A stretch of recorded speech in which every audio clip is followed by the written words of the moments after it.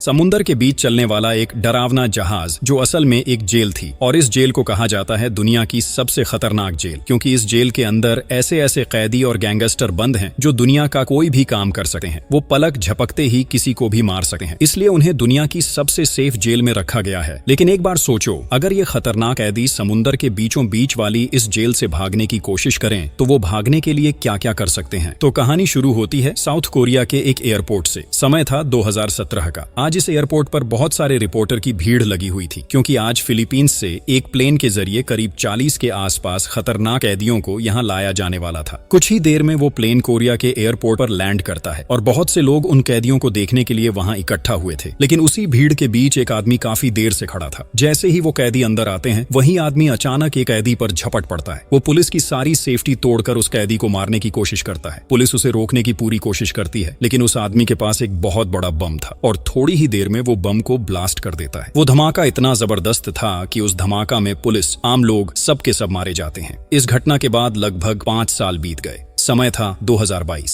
हम उसी समुंदर पर पहुंचते हैं जिससे फिलीपींस से वो खतरनाक कैदी आए थे। पिछली बार जैसी कोई घटना फिर न हो, इसी वजह से इस बार निर्णय लिया गया कि उन्हें फ्लाइट से नहीं बल्कि समुंदर रास्ते से कोरिया लाया जाए। उनके साथ करीब 20 पुलिस यूनिट भी तैनात कर दी गई। हर यूनिट के पुलिस बहुत पावरफुल थे ताकि किसी भी हाल में कोई कैदी भाग ना पाए। जिस जहाज में उन्हें ले जाया जाना था वह भी असल में दुनिया की सबसे सेफ जेल जैसा ही था। वहाँ कैदियों की सिक्योरिटी के लिए हर व्यवस्था मौजूद थी। वह जहाज एक कार्गो शिप था। अब हर कैदी को समुंदर पर लाया गया। आज वहाँ लगभग 47 कैदी थे। ये सभी अपराध करके बचने के लिए फिलीपींस भाग गए थे, पर अब इन्हें कोरिया वापस लाया जा रहा था। यहाँ के हर कैदी बहुत हिंसक थे। उनके दिलों में कोई दया नहीं थी। वे किसी भी अन्य कैदी या इंसान से कम नहीं थे। किसी को भी जानवर की तरह काट डालना और किसी की जिंदगी छीन लेना इनके लिए कोई बड़ी बात नहीं था। और आज ये सारे कैदी इस जहाज से भागने का पूरा प्लान बनाकर आए हैं। उन्होंने पहले से ही हर चीज की तैयारी कर रखी थी। लेकिन इन सभी कैदियों में सबसे डरावना कैदी था एक आदमी जिसका नाम था पार्क, जिसने अब तक करीब 30 औरतों का रेप करके उन्हें मार डाला था। वो बहुत ही बेहुदा और घमंडी किस्म का इंसान था। जब डोसुक नाम का एक पुलिस अफसर उससे उसके अपराधों के बारे में पूछताछ कर रहा था, तब पार्क के चेहरे पर जरा भी पछतावा नहीं था, बल्कि वो कह रहा था कि उसने ये सब किया क्योंकि उसके पास ताकत थी। उसने डोसुक को भी बहुत उल्टी सीधी बातें कही। ये सुनकर डोसुक बुरी तरह गुस्से में आ गया और उसने वहीं पर पार्क की पिटाई कर दी। लेकिन पार्क ने भी गुस्से में डोसुक के ऊपर थूक दिया, जिससे डोसुक और भड़क गया और उसने सबके सामने उसे फिर से पीटा और सख्त चेतावनी दी कि आगे कभी पुलिस से भिड़ने की कोशिश न करे।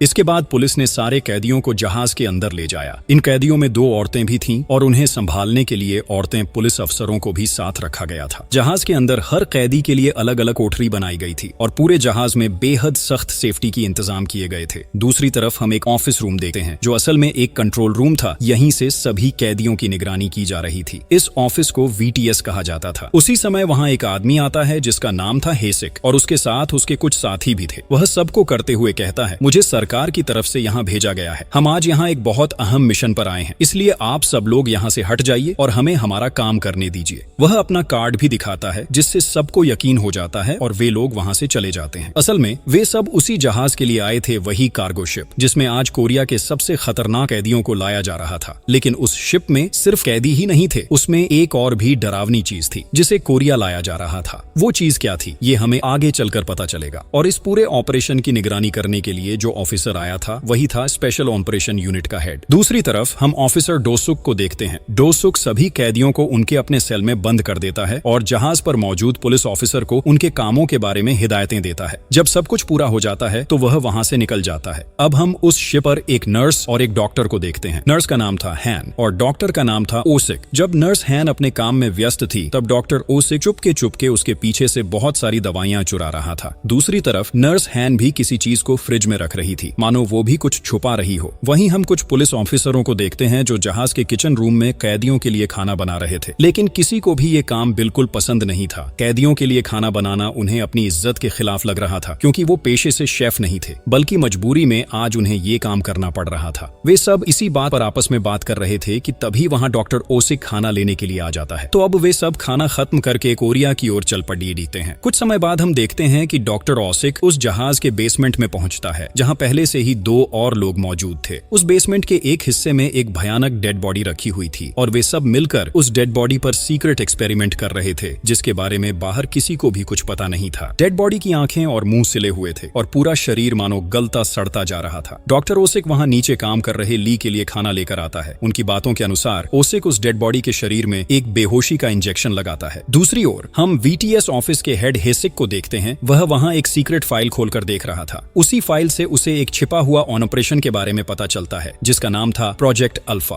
धीरे धीरे शाम ढल जाती है और रात हो जाती है। जहाज पर मौजूद सभी लोग थक चुके थे, इसलिए ज्यादातर पुलिस ऑफिसर सो गए, जबकि कुछ ऑफिसर अब भी साथ बैठकर बातें कर रहे थे। अब दूसरी तरफ हम उस कैदी पार्क को देखते हैं। वही कैदी जो दिखने में बेहद डरावना था। उसके पूरे शरीर पर अजीब अजीब टैटू बने हुए थे। वह अचानक अपने पेट के अंदर से एक पिन निकालता है और उसी पिन की मदद से अपनी हैंडकफ खोल देता है, जिससे उसे चेन सिस्टम से बांधा गया था। फिर पार्क वही पिन पास के एक और कैदी को दे देता है और वह कैदी भी उस पिन की मदद से अपनी हथकड़ी खोलने की कोशिश करता है। दूसरी ओर जहाज पर पुलिस के साथ कुछ स्टाफ मेंबर भी मौजूद थे, जिनका काम था पुलिस को अलग अलग कामों में मदद करना। अब उन्हीं में से कुछ स्टाफ एक कमरे में जाते हैं जहां हथियार रखे हुए थे। वे वहां से कुछ हथियार उठा लेते हैं। तभी हमें पता चलता है कि ये लोग असल में क्रिमिनल थे, जो कैदियों को छुड़ाने के लिए भेस बदलकर स्टाफ बनकर जहाज में घुसे थे। लेकिन जैसे ही ये नकली स्टाफ हथियार लेकर उस कमरे से बाहर निकलते हैं, तभी वहां मौजूद कुछ पुलिस ऑफिसर उन्हें देख लेते हैं। लेकिन पुलिस कुछ करने से पहले ही वो सब मिलकर उन पुलिस अफसरों को मार डालते हैं। एक एक कर कई पुलिस वालों को मारने के बाद वे सीधे शिप के कंट्रोल रूम की तरफ बढ़ते हैं, जहां जहाज का कैप्टन और इंजीनियर मौजूद थे और वही लोग असल में जहाज चला रहे थे। वे क्रिमिनल वहां भी पहुंचकर एक एक कर सभी को मार देते हैं। वहां पर उन्होंने सिर्फ एक ही इंसान को जिंदा छोड़ा, शायद उसी के जरिए अब वो जहाज चलाएंगे। फिर वे उसी रूम में रखे हर डिवाइस को नष्ट कर देते हैं, जिनके जरिए जहाज बाहर से कनेक्ट होता था। अब उन रास्तों को बंद कर देने की वजह से इस जहाज से अब कोई सिग्नल या कॉल नहीं जा पाएगा। बाहर किसी को पता ही नहीं चलेगा कि जहाज अभी कहां है। इन सब चीजों को नष्ट कर देने से VTS के साथ इस जहाज का पूरा कनेक्शन टूट जाता है। VTS किसी भी तरह से अब जहाज का सिग्नल पकड़ नहीं पा रहा था। यह देखकर ऑफिसर हेसिक बेहद गुस्से में आ जाता है और वहां मौजूद हर एक आदमी से कहता है कि किसी भी तरह से जल्दी से कनेक्शन बहाल करो। दूसरी तरफ हम जहाज के अंदर एक लेडी पुलिस अफसर को देखते हैं, जिसका नाम था सुमिन। सुमिन अपने काम में व्यस्त थी, लेकिन अचानक उसे अपने फोन से पता चलता है कि जहाज के सिग्नल सिस्टम में कुछ गड़बड़ हो गई है। वह तुरंत अपना वॉकी टॉकी चेक करती है, लेकिन पाती है कि वो भी काम नहीं कर रहा। सुमिन ये बात अपनी साथी मोनियन को बताती है, जो उसे कहती है कि वो यहीं रुके, जबकि वह जाकर सिग्नल चेक करती है। उधर जिस कैदी ने पिन की मदद से अपनी हैंडकफ खोलने की कोशिश की थी, उसका हाथ अचानक एक पाइप के बीच फंस जाता है। उससे आवाज निकलती है, जिसे सुनकर कुछ पुलिस अफसरों को शक होता है कि शायद जहाज में कुछ गड़बड़ चल रही है। इसलिए एक पुलिस अफसर कैदियों को चेक करने के लिए वहां आता है। वह सबसे पहले पार्क के सेल में जाता है। शुरू में पार्क बहुत सिंपल और शांत नजर आता है, लेकिन कुछ ही पलों बाद पुलिस अफसर को दिखता है कि पार्क के हाथ में हैंडकफ नहीं है, और जैसे ही वो कुछ करने की कोशिश करता है, पार्क उस पुलिस वाले पर झपट पड़ता है और उसे तुरंत मार डालता है। फिर पार्क का एक और साथी भी अपनी हैंडकफ खोल लेता है। अब दोनों मिलकर अपने आसपास मौजूद सभी पुलिस अफसरों को मार डालते हैं। इसके बाद वे दोनों एक एक करके अपने बाकी साथियों को भी छुड़ा लेते हैं। मतलब अब सारे कैदी पूरी तरह से आजाद हो चुके थे। पार्क अपनी जबरदस्त ताकत और खतरनाक स्वभाव की वजह से सभी कैदियों द्वारा लीडर मान लिया जाता है। उनके बीच एक ऐसा लड़का भी था जो सिंपल और शांत नजर आता था। उसका नाम था जिसुक, और उसके साथ एक बुजुर्ग व्यक्ति भी था। ये दोनों हमेशा पार्क और उसके साथियों से दूर रहते थे, लेकिन पार्क जिसुक से कहता है कि अब वह इस पूरी टीम का लीडर है और उसे अपनी टीम में शामिल होना होगा। जिसुक तुरंत मना कर देता है और कहता है कि वह अकेले ही ठीक है, किसी की टीम में शामिल नहीं होना चाहता। जिसुक के मना करने पर पार्क कुछ भी नहीं कहता।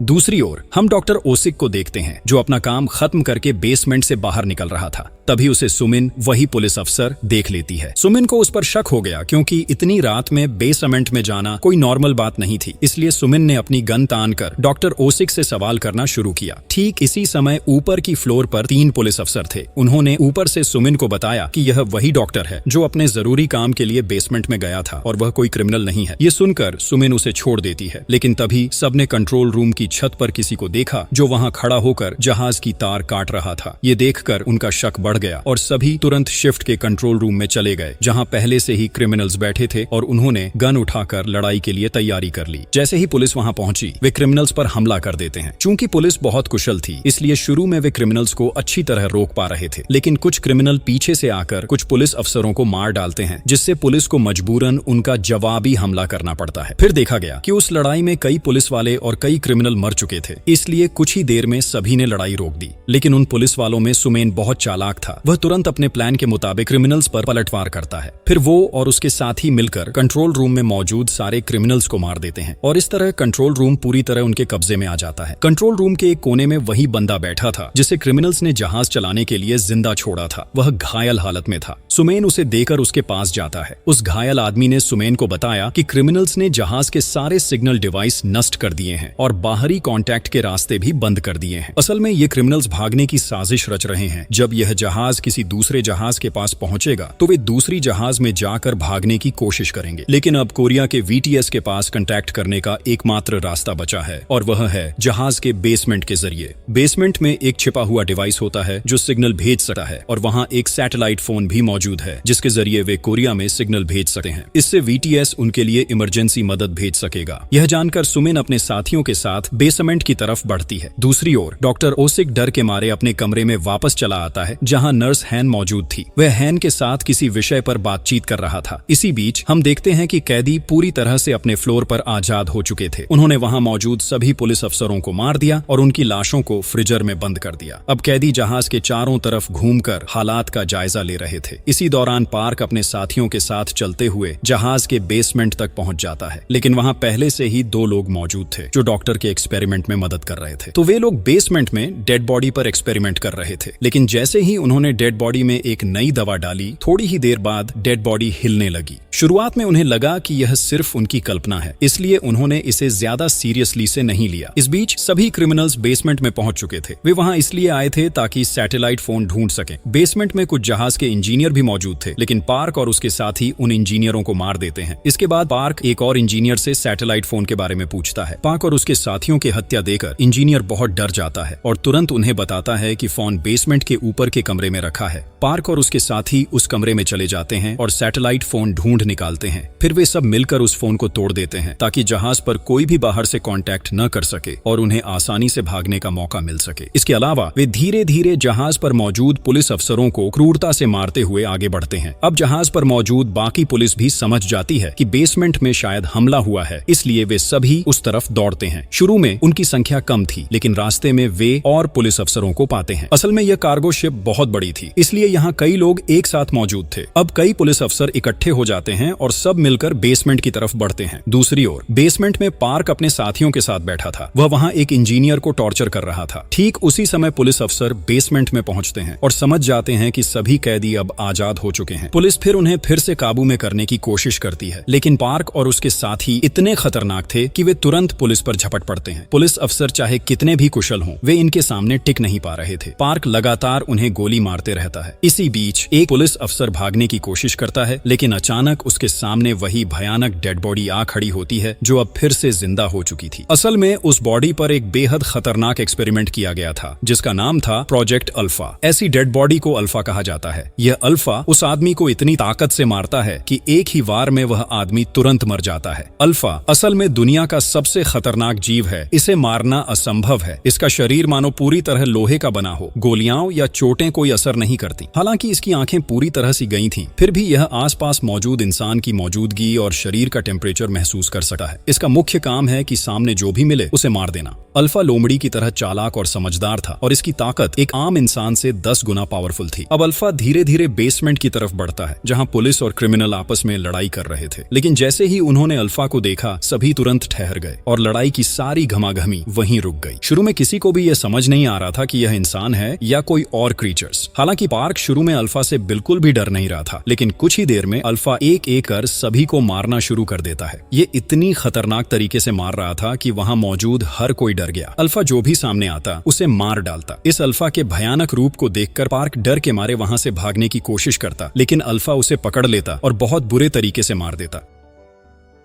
अब बचा था सिर्फ सीनियर ऑफिसर डोसुक, लेडी ऑफिसर सुमिन और कुछ अन्य पुलिस अफसर, और कैदियों में बचा था जिसुक और बुजुर्ग व्यक्ति जो पार्क की टीम में शामिल नहीं हुए थे। जिसुक सभी को अल्फा के हाथों से बचाने की कोशिश करता है और चुपचाप उन्हें वहां से भागाने की प्लान बनाता है, लेकिन अल्फा इसे समझ जाता है और सीधे जिसुक की तरफ बढ़ता है, उसे मारने की कोशिश करता है। हालांकि अब तक अल्फा के सामने कोई लड़ाई नहीं कर पाया। जिसुक यहाँ अल्फा से बिना किसी मुश्किल के लड़ाई कर रहा था, लेकिन यह कैसे कर पा रहा था यह हमें आगे जाकर पता चलेगा। अब जिसुक अल्फा से लड़ाई करता है और सभी को लेकर किसी तरह वहां से निकल जाता है। हालांकि अल्फा से लड़ते समय जिसुक को उसके हाथ में बहुत बड़ा चोटें लग जाती हैं, जिसे देखकर सुमिन बहुत डर जाती है। सुमिन जिसुक से कहती है कि उन्हें जितनी जल्दी हो सके जहाज के डॉक्टर के पास जाना चाहिए। इस बीच उनके साथ जो बुजुर्ग आदमी था उसका नाम था ली सुमिन से कहता है कि अल्फा के शरीर पर जो कपड़े थी वह अब के समय की नहीं लग रही, ये उसने बचपन में ही कभी देखा था, लेकिन आज जैसी कपड़े हैं वैसी अब देखने को नहीं मिलती। सुमिन कहती है कि अब कपड़े से क्या हो सकता है यह नहीं पता और उन्हें प्लान बनाना होगा कि कैसे अल्फा के हाथों से बचा जाए। इसके बाद सुमिन जिसु को लेकर डॉक्टर के पास चलती है। दूसरी ओर हम कोरिया के VTS ऑफिस को देखते हैं। वहाँ ऑफिसर हेसिक सैटेलाइट के माध्यम से कुछ तस्वीरें फोटो है जो उस कार्गो शिप की थी। साथ ही उन्होंने कुछ टेक्नोलॉजी का इस्तेमाल करके सैटेलाइट के जरिए शिप का लोकेशन भी पता कर लिया था, लेकिन लोकेशन मिलने के बावजूद वे किसी भी तरह शिप के लोगों से कांटेक्ट नहीं कर पा रहे थे। तभी ऑफिसर हेसिक के पास उनके बॉस का फोन आता है जिनका नाम था डोंग वहाँ हेसिक से जहाज के लोकेशन के बारे में पूछता है। हेसिक जवाब देता है कि वे किसी भी तरह जहाज से कांटेक्ट नहीं कर पा रहे हैं। डोंग ये सुनकर बहुत गुस्से में आ जाता है और हेसिक से कहता है, मैं ये सब सुनना नहीं चाहता। जो काम मैंने तुझे दिया है वह तुझे पूरा करना ही होगा, चाहे जो भी हो। मुझे अल्फा चाहिए। अगर तू ये काम नहीं कर पाएगा तो तेरी मौत मेरे हाथों होगी। हेसिक कहता है, अब मैं क्या कर सकता हूँ बॉस। डोंग बताता है कि उसने उसके लिए एक हेलीकॉप्टर का इंतजाम किया है। वह चाहता है कि हेसिक तुरंत अपनी टीम लेकर उस जहाज की ओर रवाना हो और किसी भी हालत में अल्फा को अपने साथ ला आए। अगर हेसिक यह काम कर लेता है तो डोंग उसे बहुत सारा पैसा दे देगा। दूसरी तरफ हम जहाज के अंदर उन 2 महिला क्रिमिनल्स को देखते हैं। वे भी अब आजाद हो चुकी थीं। उन्होंने उसी पुलिस अफसर को जो सुमिन के साथ काम करता था हैंडकप पहनाकर बंधा हुआ रखा था। उसी वक्त वहाँ किंगसू नाम का एक कैदी अपने कुछ साथियों के साथ आता है। किंगसू उन महिला कैदियों से कहता है कि वे जितनी जल्दी हो सके यहाँ से भाग निकलें, वरना सबकी जान खतरे में पड़ेगी, क्योंकि जहाज के अंदर एक भयानक राक्षस की उपस्थिति महसूस की गई है। पर वह महिला किंगसू से उस बात पर मजाक उड़ाती है। दूसरी ओर हम वही डॉक्टर देखते हैं जो किसी कमरे में नर्स हैन के साथ था। तभी उस कमरे के बाहर अल्फा आ जाता है। हैन आवाज सुनकर दरवाजे के पास जाकर देखने लगती है। तब अल्फा को पता चल जाता है कि उसके सामने इंसान है और वह तुरंत ही बहुत बेरहमी से हैन को मार डालता है। यह देखकर डॉक्टर भी काफी डरा हुआ महसूस करता है और दौड़कर वहां से भागने की कोशिश करता है। भागते हुए उसकी सामने में सुमिन आ खड़ी होती है। सुमिन के साथ ऑफिसर डोसुक, जिसुक और ली भी थे। वे सब मिलकर डॉक्टर को पकड़ लेते हैं और उसे मौत के डर से डराते हुए उससे पूछते हैं कि अल्फा जहाज में कहां से आया है और क्या वह इस पूरे मामले में शामिल है। क्योंकि सुमिन ने उसे आज रात बेसमेंट से निकलते देखा था, इसलिए सुमिन को पूरा शक था कि डॉक्टर भी अल्फा के इस मामले में शामिल है। वे लोग डॉक्टर को तरह तरह से डराते हैं और अंत में डॉक्टर बता देते हैं कि वह वाकई प्रोजेक्ट अल्फा से जुड़ा था। उसने बताया कि वह सिर्फ पैसे के लिए इस प्रोजेक्ट में आया था, पर वह ये नहीं जानता कि ये डेड बॉडी असल में किसकी है और उसने उस डेड बॉडी को ऐसे बनाने में भी कोई हाथ नहीं रखा।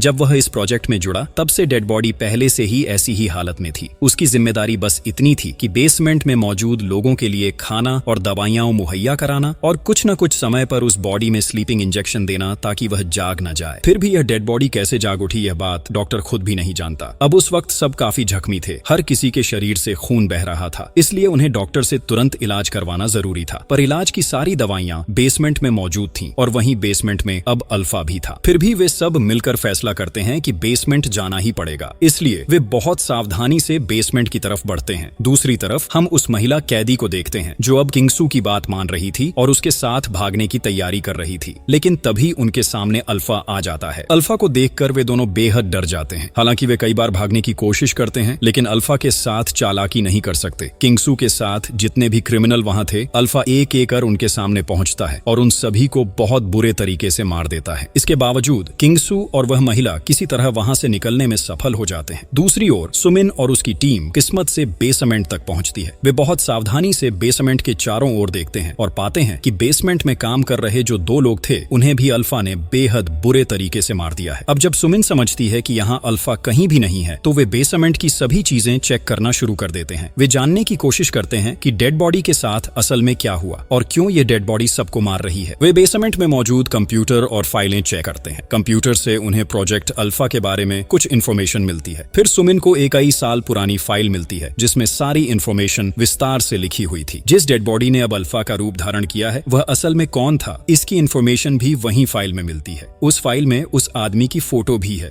असल में इस आदमी का नाम था किम, जिसका जन्म 1911 में हुआ था। वह जापानी आर्मी का एक सॉलिडर था, लेकिन जब जापान में एक बड़ा युद्ध शुरू हुआ तब जापानी सॉलिडर उसे अपने दुश्मनों को हराने के लिए एक शक्तिशाली हथियार के रूप में इस्तेमाल करना चाहते थे। तब कुछ साइंटिस्ट्स ने मिलकर उसके शरीर पर डिफरेंट तरह की एक्सपेरिमेंट किए और हर एक एक्सपेरिमेंट का रिजल्ट्स बहुत सफल रहा। अब डॉक्टर एक लैपटॉप के माध्यम से उस एक्सपेरिमेंट की पूरी इन्फॉर्मेशन ढूंढ लेता है। सब कुछ जानकर वह सुमिन को बताता है कि किम को एक्सपेरिमेंट के दौरान बहुत दर्द सहना पड़ा था। साइंटिस्ट्स ने उसके पूरे शरीर को भयानक रूप से क्षत विक्षत कर दिया था। इसके अलावा उसके शरीर में एक पदार्थ डाल दिया गया था जिससे उसके सभी कोशिकाओं और अन्य अंगों की वृद्धि की प्रक्रिया स्थायी रूप से बंद हो गई। इस वजह से इतने वर्षों के बाद भी वह पहले जैसा ही दिखाई देता है। इस एक्सपेरिमेंट की वजह से वह इतना दर्द सहकर एक भयानक दानव में बदल गया जिसे अब अल्फा कहा जाता है। उसका शरीर अब क्षत विक्षत होने के बावजूद किसी प्रकार का चोट नहीं महसूस करता। एक बार जब वह किसी इंसान को मारना शुरू करता है तो वह उसे मारता ही रहता है। साइंटिस्ट्स ने इसे इस तरह बनाया ताकि वे अपने काम के लिए अल्फा का इस्तेमाल कर सकें। इसके बाद वे सब वहां एक और फाइल देखते हैं जिसमें जिसुक की एक ऑपरेशन की फोटो होती है। उसे देखकर उसकी पिछली जिंदगी की कुछ बातें अचानक याद आने लगती हैं। समय था 1943, जब जापान में युद्ध चल रहा था। हम एक लैब के अंदर एक एक्सपेरिमेंट को देखते हैं जहां कुछ डॉक्टर एक इंसान पर एक्सपेरिमेंट कर रहे थे। यह भी प्रोजेक्ट अल्फा का हिस्सा था। वे किसी इंसान को अल्फा बनाने की कोशिश कर रहे थे। एक डॉक्टर वहां जापानी मिलिट्री के लीडर को बताता है कि उनका एक्सपेरिमेंट सक्सेसफुली पूरा हो गया है। यह आदमी अब पूरी तरह से अल्फा में बदल जाएगा। अल्फा बनने के लिए बदलाव उसके शरीर में कर दिए गए हैं। ये सुनते ही सारे मिलिट्री ऑफिसर डॉक्टरों की सराहना करने के लिए ताली बजाने लगते हैं। लेकिन कुछ ही क्षणों में वह आदमी जिसे अल्फा बनाना था जाग उठता है। वहां मौजूद कोई भी यह नहीं समझ पा रहा था कि क्या हो रहा है, लेकिन तुरंत ही अल्फा वहां मौजूद हर किसी को मारना शुरू कर देता है। सिर्फ कुछ सेकंडों में वह वहां मौजूद सभी को मार देता है। लेकिन वहां का मेन डॉक्टर मरने से पहले किसी तरह अल्फा को एक कमरे में बंद करने में सफल हो जाता है। दूसरी तरफ हम वर्तमान समय में जहाज के सीन को देखते हैं जहां किंगसू अपनी साथ वाली महिला के साथ भागने की कोशिश कर रहा था। वे दौड़ते हुए किसी तरह जहाज की एक लिफ्ट में पहुंच जाते हैं, लेकिन लिफ्ट जिस फ्लोर पर खुलती है वहां अल्फा खड़ा होता है। लिफ्ट में उनकी मौजूदगी महसूस करते ही अल्फा वहां पहुंच जाता है और तुरंत ही किंगसू को मार देता है। ठीक इसी समय वहां पुलिस ऑफिसर डोसुक पहुंचता है। डोसुक देखता है कि वह महिला कैदी अल्फा से बचने की कोशिश कर रही है। डोसुक दौड़कर उसके पास जाता है और उसे किचन तक सेफली पहुंचाता है। किचन में एक नॉर्मल टेम्परेचर वाला फ्रिज था। डोसुक महिला को थोड़ी देर फ्रिज में छिपने के लिए कहता है, लेकिन जब फ्रिज खोला जाता है तो देखा जाता है कि उसमें बहुत सारी डेडी बॉडी रखी हुई हैं। ये वही डेड बॉडी हैं जिन्हें किंगसू के साथी क्रिमिनल्स के हाथों मारे गए कैदियों की मारकर फ्रिज में रखा गया था और जिनको पार्क नामक कैदी पहले मारकर फ्रिज में डाल चुका था। अब डोसुक उस महिला को फ्रिज में छिपाकर बाहर आता है। कुछ ही समय में वहां अल्फा पहुंच जाता है। डोसुक गन से अल्फा को मारने की कोशिश करता है, लेकिन वह किसी भी तरह सफल नहीं हो पाता। अल्फा उसके पास आता है और उसका गला दबा देता है, लेकिन डोसुक हार मानने वाला नहीं था। वह अल्फा के साथ लगातार लड़ाई करता रहता है। उनके बीच फाइट होती है जिसमें डोसुक काफी ज्यादा रूप से घायल हो जाता है। एक समय पर डोसुक में बहुत ज्यादा क्रोध और ऊर्जा जाग उठती है। वह एक चाकू लेकर अल्फा का एक हाथ काट देता है। यह काम करने के बाद वह बहुत ज्यादा खुश होता है। हालांकि अंत में अल्फा उसे मार देता है, फिर भी डोसुक के चेहरे पर अद्भुत शांति और संतोष की मुस्कान होती है। उसके बाद अल्फा सीधे उस फ्रिज के पास जाता है जहां वह महिला कैदी छिपी थी। फ्रिज के सामने अल्फा को देखकर वह भयंकर डर में पड़ जाती है। बचने के लिए वह मरे हुए इंसान की तरह नटा करती है, लेकिन ठंड और डर की वजह से उसके हाथ पांव कांप रहे होते हैं। फिर भी वह बहुत कोशिश करके खुद को कंट्रोल करती है। फिर अल्फा बिल्कुल उसके पास आता है और महिला के गाल पर हाथ फेरकर यह जांचता है कि वह जिंदा है या नहीं। महिला काफी मुश्किल से अपनी सांस रोककर छिपी रहती है। सौभाग्य से अल्फा उसे मरे हुए समझ लेता है और वहां से चला जाता है। ठीक इसी समय अल्फा बाहर से एक हेलीकॉप्टर की आवाज सुनता है। दरअसल यह वीटीएस टीम का हेलीकॉप्टर था जो अल्फा को पकड़ने के लिए आया था। वे तुरंत हेलीकॉप्टर से जहाज पर उतरते हैं। जहाज के अंदर बचे सभी लोग हेलीकॉप्टर की आवाज सुनकर बेहद खुश हो जाते हैं। वे सोचते हैं कि रेस्क्यू टीम उन्हें बचाने आई है, इसलिए सभी दौड़ते हुए हेलीकॉप्टर की ओर जाने लगते हैं। इसी बीच हम वीटीएस के ऑफिसर हेसिक और उसकी टीम को देखते हैं। सबसे पहले वहां महिला कैदी दौड़ते हुए हेसिक के पास आती है। महिला बार बार मदद की गुहार लगाती है और रिक्वेस्ट करती है कि उसे बचाया जाए, लेकिन वहां देखा गया कि महिला की चीख सुनकर हेसिक बेहद गुस्से में आ गया और उसे बचाने की बजाय उसने उसे गोली मारकर खत्म कर दिया। ठीक उसी वक्त सुमिन और उसके साथी पहुंचते हैं और हेसिक के इस कृत्य को देखकर दंग रह जाते हैं, क्योंकि एक अफसर होने के नाते उसने बिना वजह एक कैदी को मार दिया, जो बिल्कुल भी नॉर्मल बात नहीं थी। सुमिन तुरंत हेसिक की तरफ गन तानती है और उससे पूछती है कि उसने ऐसा क्यों किया। हेसिक किसी भी सवाल का जवाब दिए बिना ही उसे गोली मार देता है। फिर वह बाकी सबकी ओर मुड़कर कहता है, तुम सब एक बेकार टीम हो। तुम्हें बस एक सिंपल काम दिया गया था फिलीपींस से इस जहाज को कोरिया तक लाना, और तुम इस छोटे से काम को भी ठीक तरह से नहीं कर पाए। काम पूरा करने के लिए मुझे आना पड़ा, इसलिए अब तुम में से किसी का भी जीने का हक नहीं है। लेकिन ठीक उसी समय जिसुक वहां पहुंचता है और तुरंत हेसिक पर हमला कर देता है। देखा जाता है कि जिसुक के शरीर में दूसरों की तुलना में बहुत ज्यादा शक्ति है। वह एक एक करके हेसिक के हर साथी को मार रहा है और यहाँ तक कि हेसिक को भी मारने की कोशिश कर रहा है। ऐसा लग रहा था कि उसके मन में हेसिक के प्रति पुराना कोई गुस्सा है। लेकिन तभी हेसिक जिसुक के शरीर पर एक निशान देखता है, जो कि एक सील नंबर था। इसे देखकर हेसिक तुरंत समझ जाता है कि जिसुक पर भी किसी समय अल्फा प्रोजेक्ट का एक्सपेरिमेंट किया गया था, लेकिन शायद वह एक्सपेरिमेंट के दौरान भागकर बच गया था। अब हम जिसुक के अतीत का एक फ्लैशबैक देखते हैं। उस समय जिसुक एक बेहद खतरनाक गैंगस्टर था, जिसके लिए किसी इंसान को मारना बिल्कुल भी मुश्किल नहीं था। लेकिन एक दिन अचानक जिसुक को बेहोश कर दिया जाता और उसे जापानी मिलिट्री द्वारा पकड़ लिया जाता। जब जिसुक का होश लौटता है, वह खुद को एक एक्सपेरिमेंट लैब में पाता है, जहां उसका पूरा शरीर कट छेदन की स्थिति में था। वहीं उसके साथ कई अन्य लोगों पर भी एक्सपेरिमेंट चल रहा था। तभी एक डॉक्टर उसके पास आता है और उसके गले में एक इंजेक्शन डाल देता है। इसके तुरंत बाद उसका शरीर जोर जोर से कांपने लगता है। उसके कान और मुंह से खून बहने लगता है। कुछ ही समय में उसकी आंखें पूरी तरह नीली हो जाती हैं और ऐसा लगता है कि वह मर चुका है। लेकिन एक्सपेरिमेंट के दौरान मरने वाले सभी लोगों को एक ट्रक में भरकर खेत में ले जाया जाता है, जहां उनका उपयोग जानवरों के खाना के रूप में किया जाता है। जब जिसुक को भी उसी खेत में फेंक दिया जाता है। कुछ समय बाद उसका होश लौटा है, यानी वह वास्तव में मर नहीं गया था। जिसुक तुरंत वहां से भाग निकलता है, अपनी जान बचाते हुए। असल में उसके अंदर अल्फा के कुछ इंजेक्शन लगाए गए थे, जिससे उसकी उम्र कभी बढ़ी ही नहीं। पर क्योंकि उस पर पूरा एक्सपेरिमेंट अधूरा रह गया था, इसलिए उसमें इंसान और अल्फा दोनों तरह की शक्तियां थीं। और यह पूरा सच जिसुक ने सबके सामने छिपाकर रखा हुआ था। वह वहां से भागकर एक बिल्कुल नई जिंदगी जीने लगा। सारे बुरे काम छोड़ दिए, अपनी गर्लफ्रेंड से शादी कर ली और कुछ सालों बाद उनका एक बेटा भी हुआ। उसकी जिंदगी धीरे धीरे फिर ठीक हो रही थी। लेकिन ऑफिसर हेसिक किसी तरह जिसुक के बारे में जान गया। एक दिन जब जिसुक काम पर गया हुआ था, तो हेसिक ने उसकी बीवी को मार दिया और उसका बेटा लेकर भाग गया। हेसिक ने अपने हाथ में उस बच्चे को क्यों लिया, उसका सच हम आगे जानेंगे। जिसुक का जितना ही सुंदर फैमिली तबाह हुआ, वह उतना ही ज्यादा टूट गया। उसने दिल में कसम खा ली कि वह हेसिक से बदला लेगा। इसलिए उसने जानबूझकर अपराध करके फिलीपींस भाग जाना चुना, ताकि उसे जहाज से वापस कोरिया लाया जाए, क्योंकि वह अच्छे से जानता था कि उस जहाज की पूरी कंट्रोल हेसिक ही करता है। अब हम वर्तमान समय में हेसिक और जिसुक को देखते हैं। जिसुक हेसिक से याद दिलाता है कि उसने उसके और उसके फैमिली के साथ बिना किसी वजह कितना अन्याय किया। ठीक इसी समय अल्फा वहां आता है। हेसिक के जो भी साथी बचे थे, वे सब मिलकर अल्फा पर गोली चलाना शुरू करते हैं, लेकिन अल्फा पर इसका कोई असर नहीं होता। इस बीच हेसिक और जिसुक के बीच भी जबरदस्त लड़ाई होती है। अल्फा एक एक करके हेसिक के सभी लोगों को मार देता है। सभी सैनिकों को मारने के बाद अल्फा हेसिक के सामने आता है। लेकिन सबसे चौंकाने वाली बात यह है कि वही अल्फा जिसने जहाज पर सभी लोगों को पल भर में मार डाला था, हेसिक के सामने एक मिनट भी टिक नहीं पाता। हेसिक उसे पल भर में मार देता है।